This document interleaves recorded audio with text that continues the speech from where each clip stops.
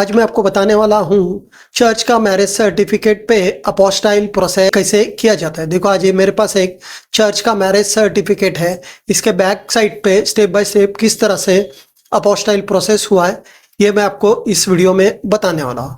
Apostille करने के लिए इस तरह का ओरिजिनल चर्च का मैरिज सर्टिफिकेट चाहिए होता है और इस पे चर्च का स्टैंप और सिग्नेचर प्रीस्ट का होना ज़रूरी है, तभी अटेस्टेशन प्रोसेस होता है।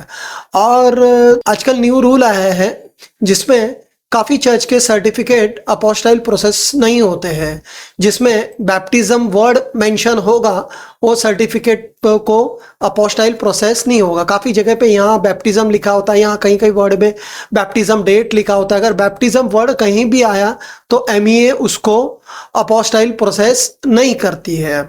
और ये चर्च का सर्टिफिकेट, निकाहनामा, ये सब सर्टिफिकेट है वो जिस स्टेट का होगा वो स्टेट का होम डिपार्टमेंट होगा तो ही उसका अपोस्टाइल प्रोसेस होगा, नहीं तो नहीं होगा। अभी देखो इस पे कहीं भी बैप्टिज्म सर्टिफिकेट नहीं लिखा हुआ है तो ये अपोस्टाइल प्रोसेस में चल जाता है। अगर ये नहीं होगा तो फिर ओरिजिनल गवर्नमेंट का मैरिज सर्टिफिकेट आपको लाके देना पड़ेगा, तभी ही उस पे अपोस्टाइल प्रोसेस होगा। नहीं तो इस तरह का चर्च का आप सर्टिफिकेट लाके देते हैं तो उसमें कहीं भी बैप्टिज्म ऐसा वर्ड मेंशन होना नहीं चाहिए, नहीं तो अपोस्टाइल नहीं होता है। तो अभी मैं बताता हूँ इसके बैक साइड पे किस तरह से अपोस्टाइल प्रोसेस हुआ है। देखो इसका बैक साइड पे है और इस पर स्टेप बाय स्टेप किस तरह से अपोस्टाइल हुआ है आज मैं आपको बताता हूँ। सबसे पहले अपोस्टाइल करने के लिए ये नोटरी करना पड़ता है। स्टेट का नोटरी होने के बाद में स्टेट का होम डिपार्टमेंट करना पड़ता है। ये मैरिज सर्टिफिकेट मुंबई का था, महाराष्ट्र का, तो इसमें मुंबई का इस तरह का होम डिपार्टमेंट करना पड़ता है। अगर कहीं का भी ये चर्च का सर्टिफिकेट होगा गोवा का या कोई भी स्टेट का तो उनका इस तरह का होम डिपार्टमेंट लेके आएंगे विथ उस पर बैप्टिज्म वर्ड नहीं होगा तो ही उस पर अपोस्टाइल प्रोसेस होगा, नहीं तो नहीं होगा। तो ये महाराष्ट्र का है तो इस पे देखो महाराष्ट्र का ये होम डिपार्टमेंट लगा हो, देखो home department government of Maharashtra, इस तरह का होम डिपार्टमेंट लगेगा और ऑफिसर का उस पर इस तरह का सिग्नेचर होगा। ये सिग्नेचर होने के बाद में इसको दिल्ली में हम लोग को एमईए में अपोस्टाइल में भेजना पड़ता है। तो एमईए में भेजेंगे तो अपोस्टाइल एमईए का इस तरह का स्टिकर लगता है करके, ये देखो यहाँ लिखा है अपोस्टाइल करके, इस तरह का अपोस्टाइल का स्टिकर लगता है।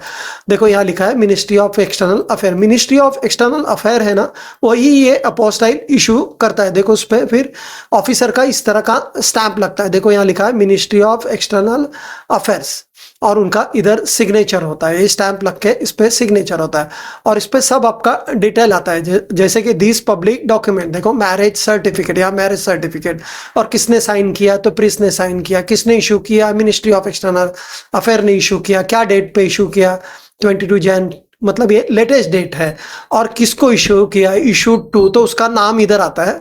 तो जो मैंने थोड़ा बहुत ब्लर किया है तो इधर उसका नाम आता है। तो ये नोटरी होम डिपार्टमेंट ओके, फिर इस तरह का अपोस्टाइल होता है। अगर ये आपको अपोस्टाइल करना है तो मेरा स्क्रीन पे नंबर दिया है, उस पर कॉल या व्हाट्सअप कर सकते हैं। और काफ़ी लोग इसको लैमिनेशन, ये सर्टिफिकेट को लैमिनेशन करके रखते हैं।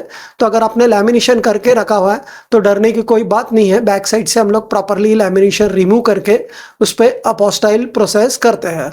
और काफ़ी क्लाइंट हमको पूछते हैं कि ये अपोस्टाइल प्रोसेस क्यों करना पड़ता है। जैसे कि आपको फॉरेन कंट्री में कोई वीज़ा का प्रोसेस के लिए या एम्बेसी सबमिट करना हो तो इस तरह से पहला अटेस्टेशन प्रोसेस होके फिर अपोस्टाइल प्रोसेस होता है, मतलब वो इंडिया से पहले वेरीफाई होता है तभी ही एम्बेसीज को एक्सेप्ट करती है।